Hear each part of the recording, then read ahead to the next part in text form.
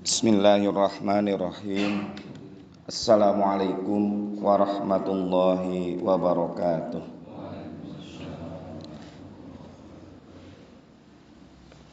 Alhamdulillahilladzi arsala rasulahu bil huda wa dinil haqq liyudhhirahu 'alad dini kullihi wa kafa billahi syahida. Asyhadu an la ilaha illallah wahdahu la syarikalah wa asyhadu anna Muhammadan abduhu wa rasuluh. Allahumma shalli wa sallim wa barik 'alan nabiyil karim Muhammad wa ala alihi wa sahbihi ajmain. Amma ba'd. Alhamdulillah, hadirin rahimakumullah. Malam hari ini kembali kita dapat bersama-sama untuk melaksanakan sholat maghrib berjamaah, dilanjutkan dengan pengajian rutin kita setiap malam Kamis ini, yang pada malam Kamis minggu lalu diliburkan. Nah, kebetulan saya pergi ke luar. Pertama, tentunya kita menyampaikan rasa syukur kita kehadirat Allah Subhanahu wa taala atas segala nikmat yang diberikan kepada kita semua. Salawat dan salam semoga senantiasa tercurah pada junjungan kita Nabi besar Muhammad sallallahu alaihi wasallam. Sebelumnya kita doakan saudara-saudara kita yang sedang diberikan ujian, diberikan cobaan berupa sakit oleh Allah. Tetangga kita mudah-mudahan senantiasa diberikan ketabahan, diberikan kesabaran, diberikan kekuatan, dan segera disembuhkan kembali. Yang sedang sakit, Pak Cucu, putranya almarhum Pak Ahyar, tinggalnya di mana itu, di Negla ya. Sedang sakit, diamputasi karena punya diabetes. Kita doakan mudah-mudahan sekali lagi diberikan kesabaran, ketabahan, dan kekuatan, dan Allah segera menyembuhkannya kembali. Allahumma rabbana si'adhibil ba'sa isfi anta syafi la shifa'u illa shifa'uka shifa'an la yughadiru saqama. Amin. Hadirin rahimakumullah, pembicaraan kita masih tentang pribadi seorang muslim. Dua poin yang sudah disampaikan, seperti apa pribadi seorang muslim itu. Yang pertama, salimul akidah, akidahnya harus lurus, bersih. Kemudian yang kedua, shahihul ibadah, ibadah yang benar. Yang ketiga, matinul khuluq, akhlak yang kuat, akhlak yang kuat, baik tentunya itu. Kemudian yang keempat, mujahadun li nafsi, memiliki kemampuan untuk melawan hawa nafsu. Yang kelima, qawiyul jismi, punya fisik yang kuat. Yang keenam, munadzamun fi syu'unihi, teratur dalam segala hal. Yang ketujuh, harisun ala waktihi, pandai menggunakan waktu.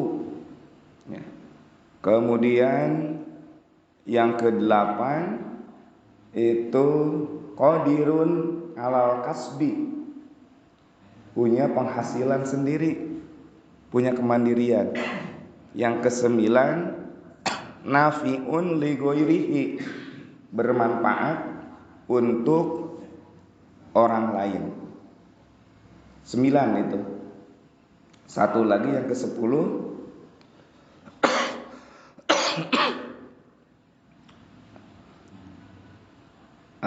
lupa saya, yang ke-10.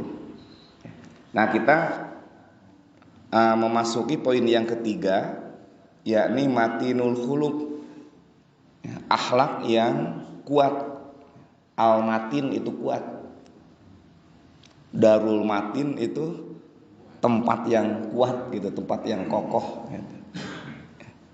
Matinul khuluq, akhlak yang kuat. Tentunya akhlak yang kuat yang dimaksudkan adalah akhlak yang baik, akhlakul karimah, ya.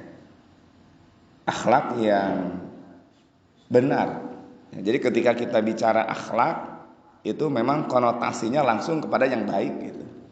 Walaupun akhlak itu ada akhlak yang baik, ada akhlak yang buruk gitu. Nah, tapi samalah ketika bicara amal. Amal itu konotasinya kita ke mana? Amal soleh, amal baik. Walaupun amal itu ada amal yang buruk gitu kan. Nah, maka ketika kita bicara amal, ketika kita bicara akhlak, ini pasti yang dimaksudkan adalah akhlak yang baik. Amalnya juga amal yang baik. Nah, hadirin rahimakumullah,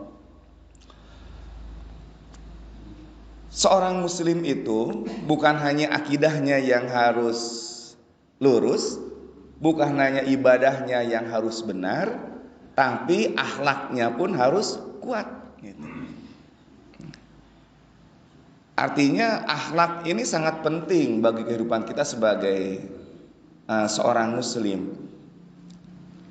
Bahkan kalau kita tanya,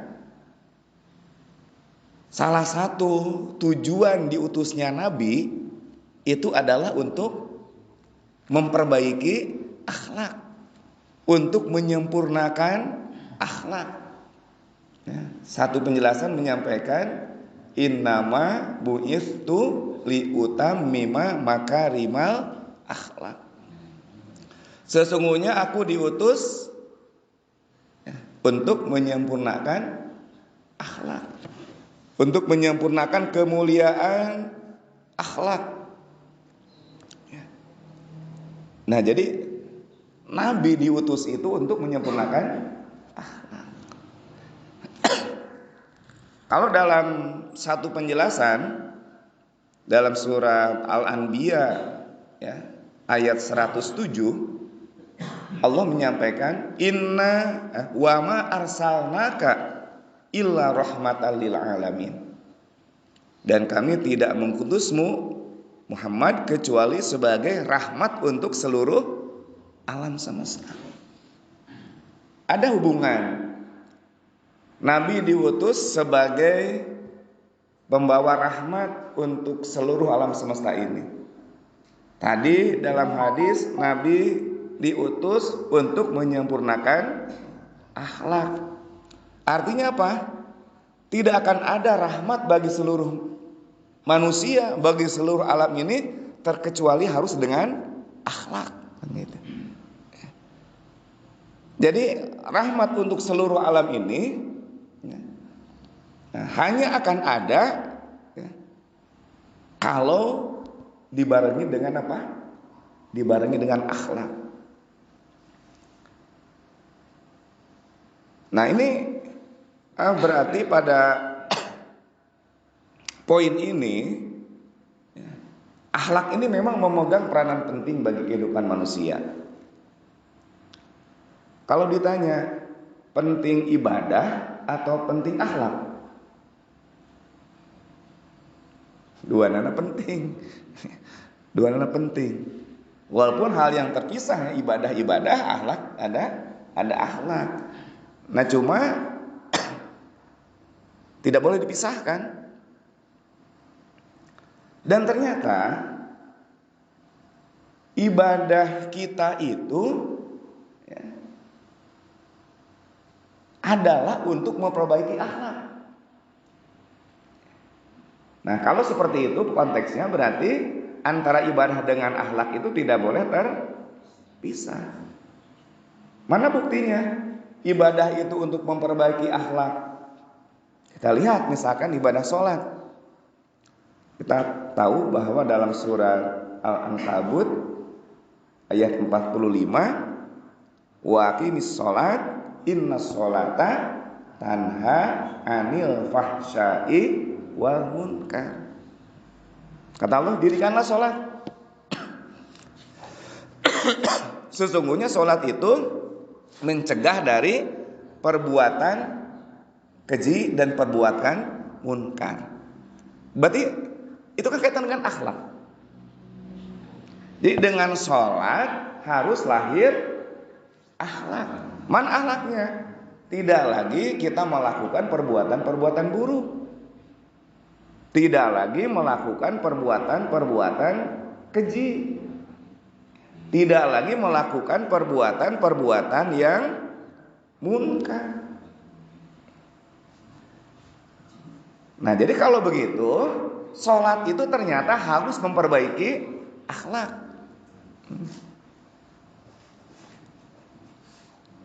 Bagus mana antara orang yang rajin ibadah, akhlaknya buruk, atau akhlaknya bagus tapi ibadahnya kedul? Juga bukan pilihan. Bukan pilihan. Mending milih ibadah kan akhlak mah gitu. Atau nu penting mah milih akhlak, ibadah mah keun lah gitu. Nah, dua-duanya salah. Yang benar itu adalah ibadah yang dilakukan harus sampai kepada perbaikan akhlak. Masih ingat bagaimana sholat yang diterima itu oleh Allah? Kita bicara tentang kaitan antara sholat dengan akhlak. Ya, karena Nabi menyampaikan innamat taqabbalas sholat miman tawaddu'a biha li'azamati. Ya. Sesungguhnya sholat yang akan aku terima adalah sholat yang semakin melahirkan ketawaduan, semakin melahirkan ketundukan, semakin merendahkan dirinya. Berarti ku sholat mah sifat sombong kedah keluar, semakin tawadu. Yang pertama itu. Yang kedua apa? Walam yastatil biha ala khalqi. Tidak menyombongkan diri di antara sesama makhluk, atau tidak menganggap rendah terhadap makhluk yang lain. Itu akhlak bukan? Akhlak.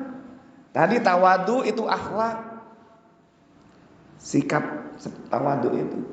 Kemudian tidak menyombongkan diri itu adalah akhlak. Walam yabit musiron ala maksiati. Tidak melakukan kemaksiatan. Itu akhlak. Maksiat yang dilakukan oleh mulut, maksiat yang dilakukan oleh mata, maksiat dilakukan oleh telinga, oleh tangan, oleh anggota tubuh kita. Berarti kan itu menjaga akhlak. Nah, kata Nabi, sholat yang akan diterima itu yang seperti itu. Sholat yang mampu menjaga dirinya dari kemaksiatan. Berikutnya apa lagi? Wa qata'an nahar fi dzikri. Menjadikan waktu siangnya untuk berzikir. Wa rahimal miskin. Ada rasa cinta kasih menyayangi terhadap orang-orang miskin. Akhlak bukan itu? Akhlak.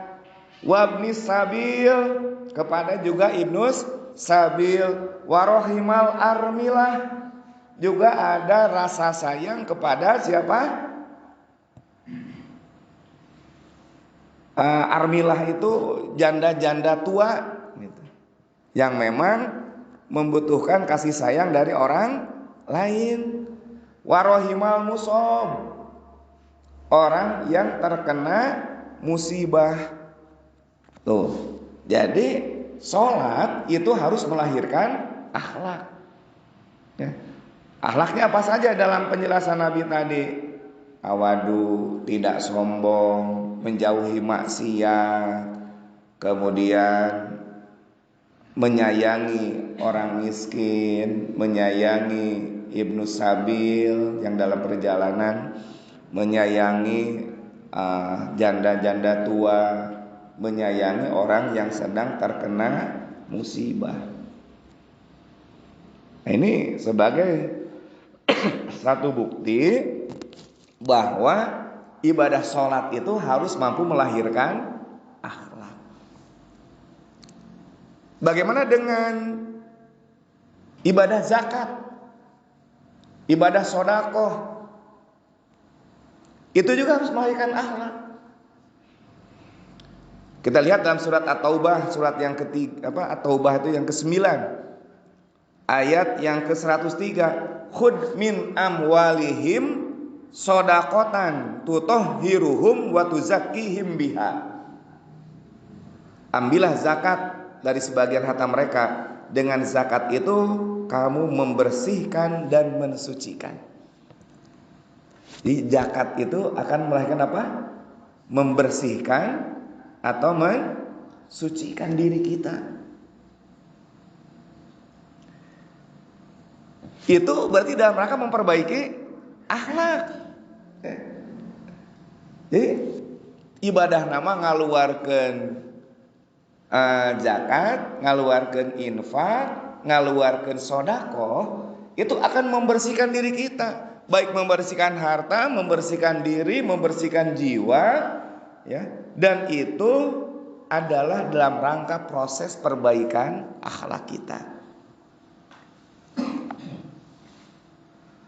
Bahkan kalau dihubungkan lagi, istilah sodakoh itu kan bukan hanya berupa uang.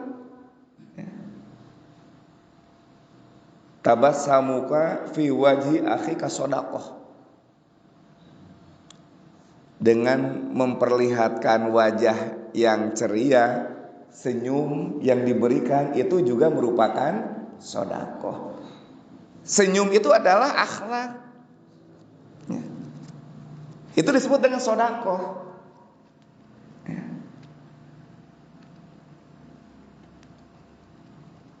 Ketika kita ketemu dengan orang, ya Nabi mengajarkan berikan wajah yang baik, raut muka yang enak dilihat, senyum berikan.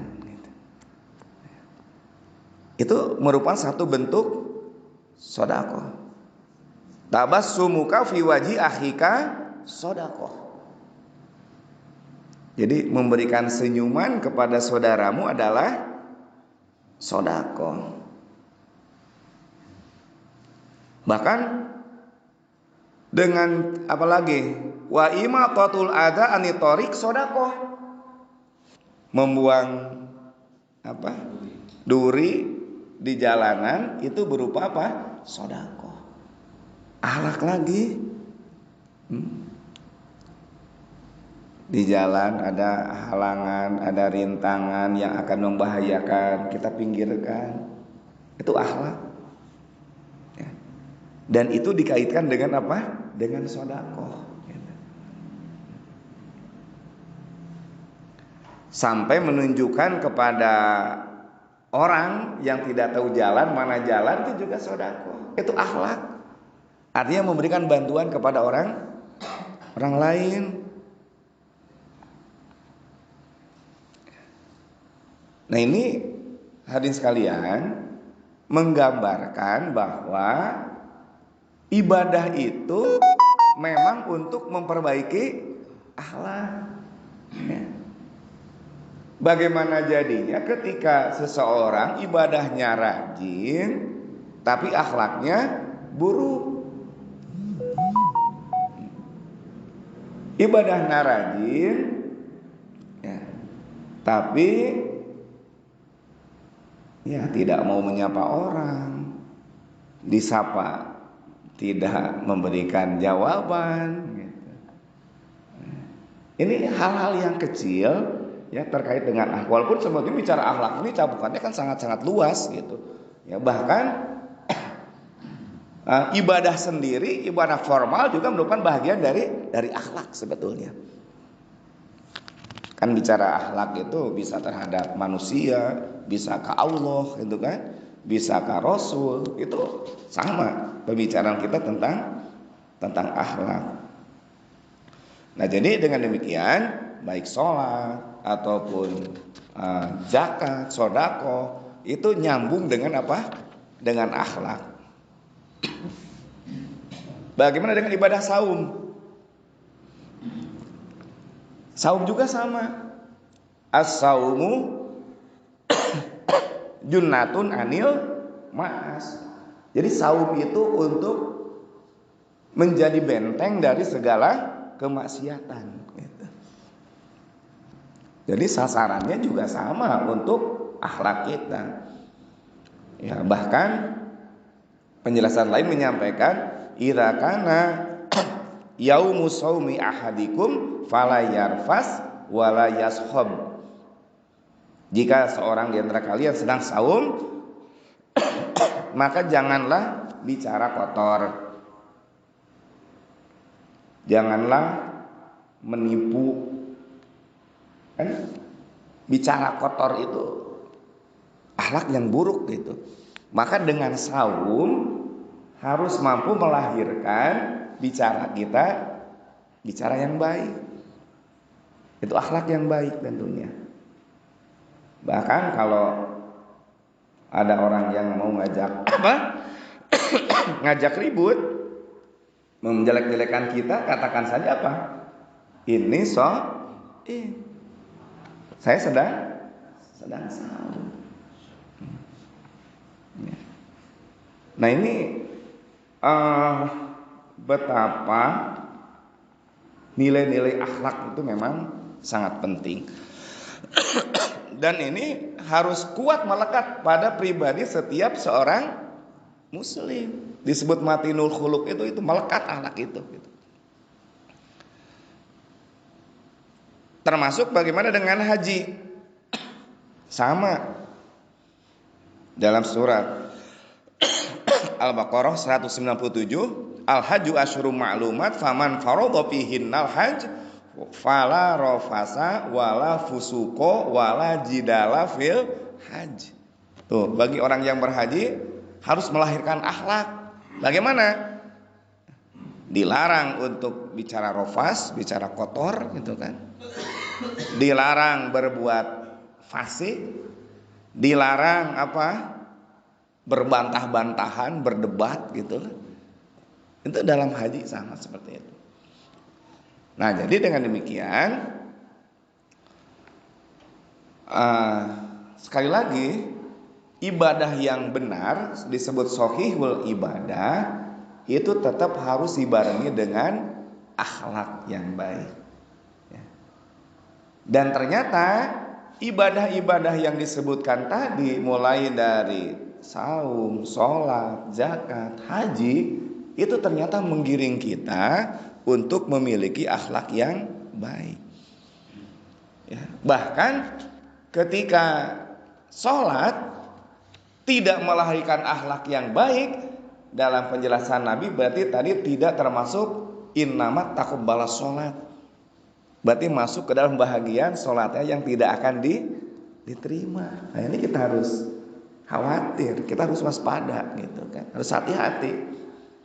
Jangan sampai kita sholat, kita saum, tapi akhlak kita buruk.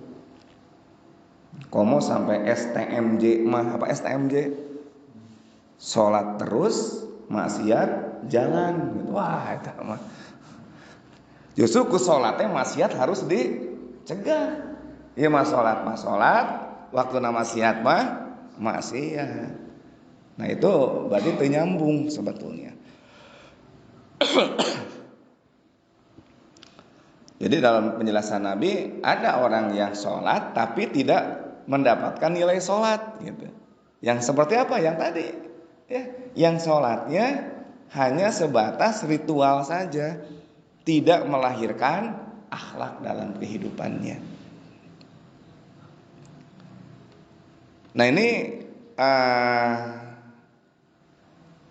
hadirin sekalian, ya, bahwa tidak boleh ada pemisahan antara akhlak dan ibadah dalam praktek keseharian kita. Jadi salah fatal kalau seseorang rajin ibadah tapi akhlaknya buruk. Atau ada orang yang akhlaknya baik tapi tara ibadah. Nah, sama buruknya itu. Dan kalau terjadi seperti itu, ya berarti orang itu sudah memisahkan antara ibadah dengan akhlak. Ya, sudah dikotomi, ya, memisahkan. Nah maka bagi kita setelah memahami penjelasan ini, ya maka tidak boleh, ya, kita pisahkan. Ibadah kita tetap harus rajin, harus benar, shahihul ibadah. Akhlaknya pun harus memiliki akhlak yang kuat. Nah termasuk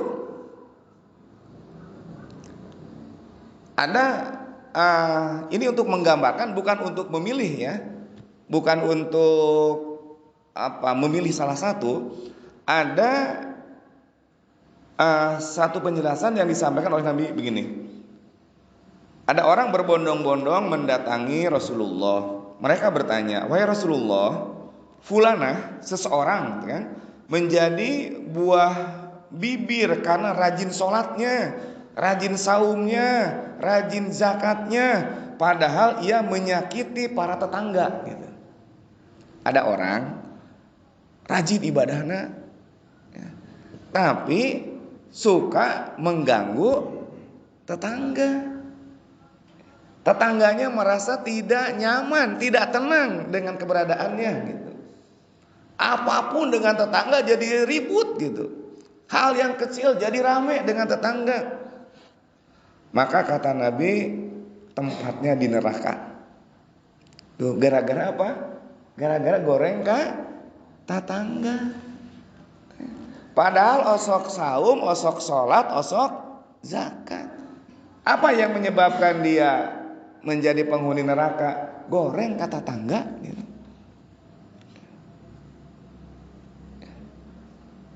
Bahkan tetangga merasa terganggu, tetangga merasa tidak nyaman. Nah maka hal ini harus menjadikan satu pembelajaran kepada kita. Bahkan oleh Nabi dikatakan wallahi la yu'minu sampai 3 kali. Wallahi la yu'minu, wallahi la yu'minu. Demi Allah ia tidak beriman, kata Nabi, sampai 3 kali diulang. Qalu man ya Rasulullah? Para sahabat bertanya, siapakah mereka wahai Rasulullah? Qala man la ya'manu jaruhu bawa'ihi. Rasul menjawab, orang yang tidak dapat menyimpan rahasia kejelekan tetangganya. Arikun Nabi mah keburukan tetangga teh dirahasiakeun, gitu. Hari urang jadi bahan pembicaraan, gitu. Nah ini luar biasa, ya, Nabi sampai menjelaskan seperti itu. Nah maka kita harus berbaik-baik dengan siapapun, berbaik-baik dengan tetangga. Kalau namanya bertetangga itu sudah tidak lagi ada sekat status sosial, ada sekat lagi, bahkan sampai masalah keyakinan pun dengan tetangga mah tidak jadi masalah. Dulu bagaimana Nabi di Madinah bertetangga dengan Yahudi biasa. Para sahabat bertetangga dengan Yahudi biasa. Tapi akhlak ketetanggaan tetap berlaku. Jangan mentang-mentang tetangga kita bukan Islam, goreng kata enggak. Dalam batas-batas sosial manusia kemasyarakatan silakan. Tapi kalau sudah menyangkut keyakinan, nah ini harus hati-hati. Kalau sudah menyangkut keyakinan, lakum dinukum waliyadin. Nafsi-nafsi, apalah keyakinan mah. Apabila tata cara ibadah, ya, karena ingin menghormati tetangga, lantas kita campur baur ikutan dalam tradisi hari rayanya, misalkan nggak usah.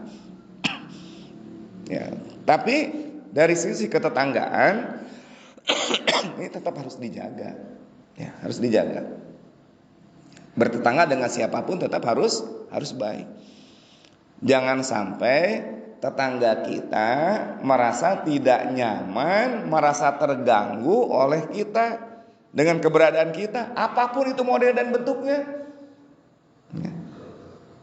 Bahkan kata Nabi, inna syarron nas manzilatan indallah yaumal qiyamah mayyat rukuhun nas ittiqai fahsihi. Sesungguhnya manusia yang paling jelek di sisi Allah pada hari kiamat adalah seseorang yang ditinggalkan oleh orang lain karena menghindari kejelekannya. Ya, kita ditinggalkan oleh orang lain karena kejelekan kita, bukan karena yang lain, karena keburukan kita. Jadi orang-orang gak suka dengan kita gitu. Maka itulah orang yang paling jelek kata Nabi.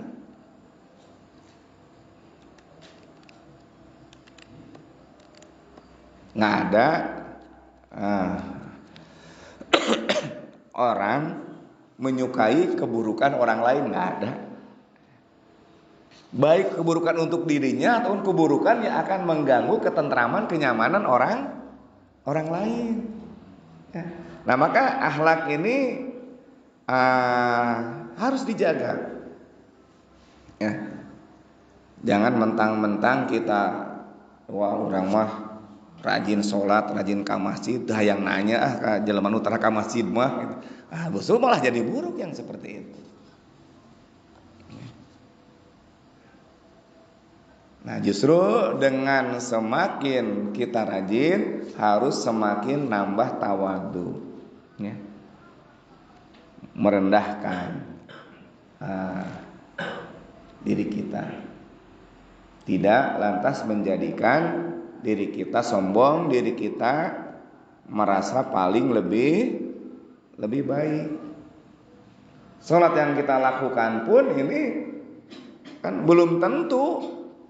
Ya, sholat melaksanakan perintah bagus, tapi sholat kita punya nilai berapa sih? Gitu kan belum tahu juga kita. Kan rentang nilai dari Allah itu terbentang banyak gitu. Bahkan dalam penjelasan Nabi itu ada yang mendapatkan 1/10, 1/9, 1/8, 1/7 terus gitu. Mulai lagi dari yang kecil. Tidak mendapatkan 100%, enggak gitu. Lamun 1/10 berarti kan 10%. Lamun 1/5 berarti kan 20% gitu. Lamun 1/4 kan 25%. Ya, menang nilai 1/2, nah berarti kan 50% gitu. Kita mendapatkan bagian yang mana nggak tahu, tergantung kualitas sholat kita. Nah ini hadirin sekalian, jangan sampai orang menghindari kita karena kejelekan kita gitu. Jangan sampai orang menghindar ke kita karena memang urang teh pitresepeun batur gitu, pikeheuleuan batur, ya. Atau sok nyilakakeun batur gitu. Nah, ini berarti tidak ada korelasi antara ibadah yang dilakukan dengan akhlak dalam kesehariannya. Nah, maka dengan itu ya, kita jangan sampai sekali lagi memisahkan antara ibadah yang kita lakukan dengan akhlak sikap keseharian kita. Ya, bahkan iman saja kata Nabi ada sampai berapa tingkatan? 73 tingkatan iman itu. Tingkatan yang paling tinggi apa? Qaulu la ilaha illallah. Iman itu tingkat yang paling tinggi adalah ucapan la ilaha illallah. Wa adnaha imatatul ada anit thoriq. Dan tingkatan yang paling rendah adalah membuang duri yang ada atau yang menghalangi jalan. Itu tingkatan iman. Artinya bagaimana dalam iman itu sendiri ada ibadahnya, ada akhlaknya gitu. Jadi tidak dipisahkan. Model iman dengan malu kan itu tidak boleh dipisahkan. Malu itu adalah akhlak, ya, akhlak malu. Ya, Nabi itu terkenal betapa pemalunya Nabi itu gitu kan. Tapi memahami malunya harus proporsional, malu yang benar. Malu berkata salah, malu bicara salah gitu. Kan sekarang sering kita melihat budaya malu kan? Kalau di kantor, di lembaga, budaya malu datang terlambat, malu tidak bekerja dengan benar, malu lelet dalam pekerjaan gitu. Ya, ini budaya malu itu.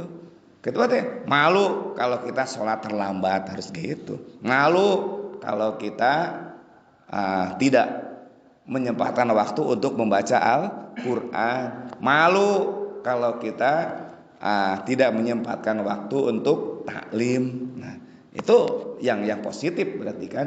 Maka antara malu dan iman itu tidak bisa dipisahkan. Nah, kalau Nabi mengatakan al-haya'u wal imanu qoronaun jami'an.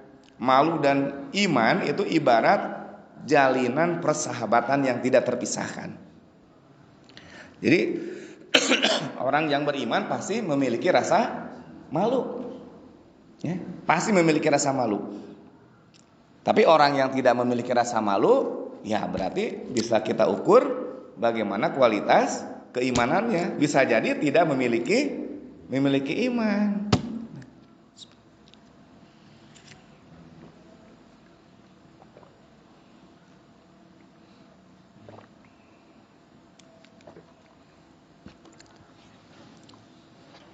Siapa yang nanti di akhirat akan menjadi rugi?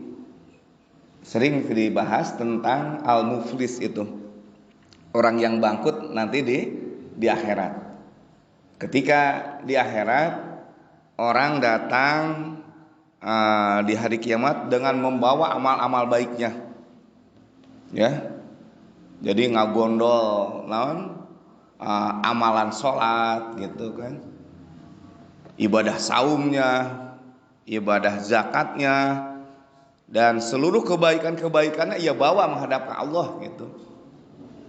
Ternyata itu semua bisa dirontokkan. Semua itu bisa habis. Semua itu bisa dikurangi dengan apa? Di antaranya dengan orang yang suka mencaci orang lain. Itu hal tepira kan? Sholat, nilai sholat atau pahala sholat lah gitu, bisa dikurangi dengan apa? Mencaci orang lain. Berarti itu menjaga akhlak kita. Nuding kabatur gitu, ya. Nuduh kabatur itu bisa menjadi pengurang. Memakan harta orang lain menjadi pengurang. Orang yang suka ringan tangan, nempeleng, memukul, barijeng salahna teu puguh gitu kan. Ujug-ujug gelepok gitu kan. Ujug-ujug nonyok gitu. Nah, itu hal yang akan menjadi pengurang nilai-nilai ibadah yang kita lakukan.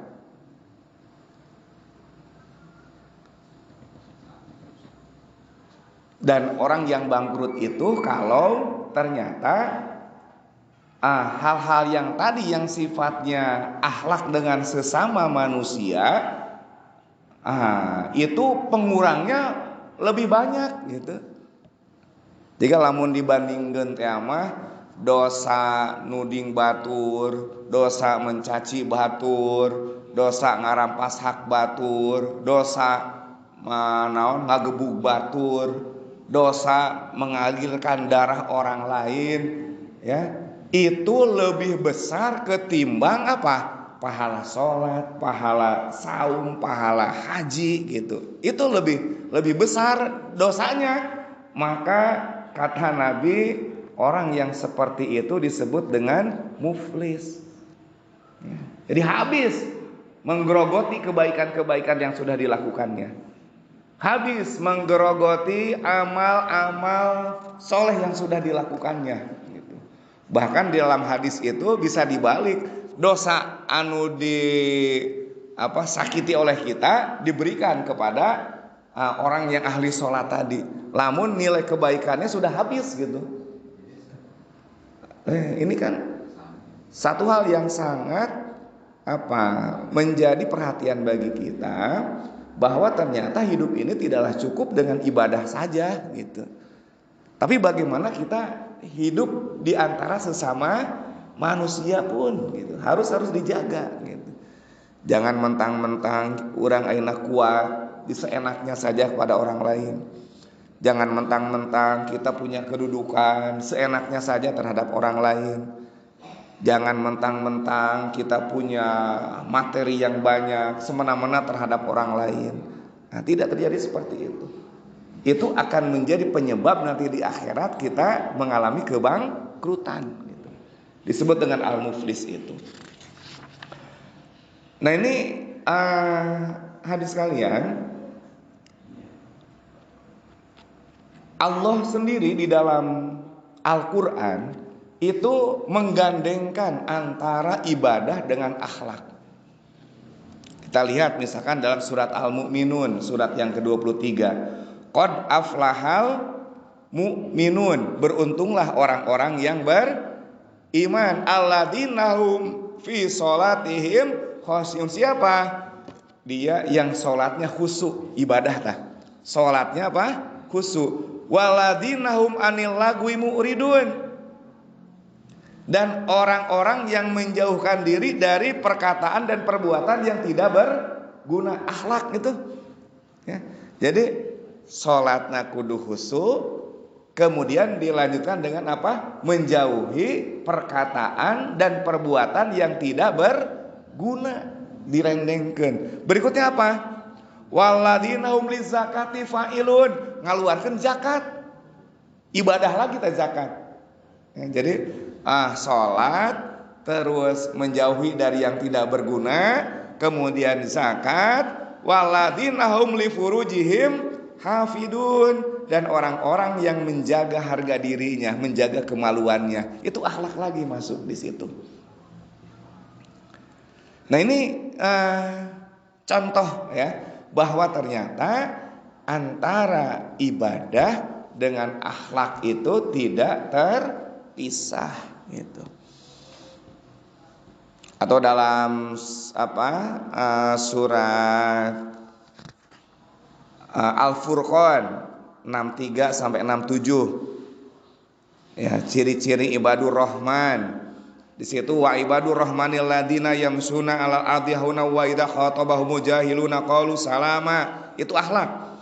Dan hamba-hamba Allah yang maha penyayang itu ialah orang-orang yang berjalan di atas bumi dengan rendah hati, dan apabila orang-orang jahil menyapa mereka, mereka mengucapkan kata-kata yang baik. Akhlak itu, sifat ibadur rahman seperti itu. Waladina yabituna lirabbihim sujada wa qiyama, dan orang-orang pada malam harinya sujud dan berdiri untuk beribadah kepada Allah. Beribadah di situ. Menjaga lisan, rendah hati dibarengi dengan ibadah. Nah ini hadirin sekalian ya,